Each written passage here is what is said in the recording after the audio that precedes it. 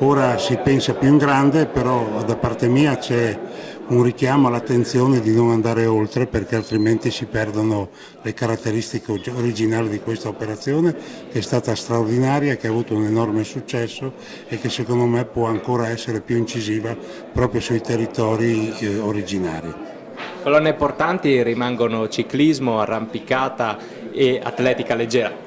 Hai, forse dicendo le cose, hai dimenticato il deltaplano. Il deltaplano per noi sono azioni fondamentali che incidono a livello internazionale, ma direi ci sono tanti altri sport che sono importanti, come adesso la scherma è diventata e come lo sono per esempio gli sport acquatici, che secondo me devono ancora esplodere. Quando prima parlavo di andare ad incidere era proprio questo.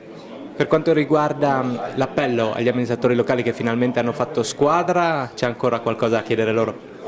Tu sai quanto è lento in quelle zone andare a fare squadra, no? Però la squadra è fatta, è il più bel risultato di questo progetto, partito nel 2009 in Sordina come una sfida che hanno vinto le associazioni del territorio. Abbiamo avuto delle associazioni straordinarie che hanno portato avanti dei programmi molto incisivi e su quelli che dobbiamo fondare anche il futuro. Quindi bisogna crederci, fare squadra e non pensare in modo isolato.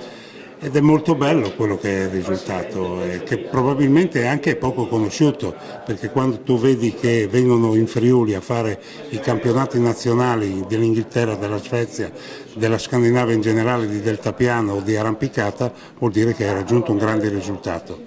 E poi nello sport un aspetto importante è il passaparola, qui il passaparola è molto positivo.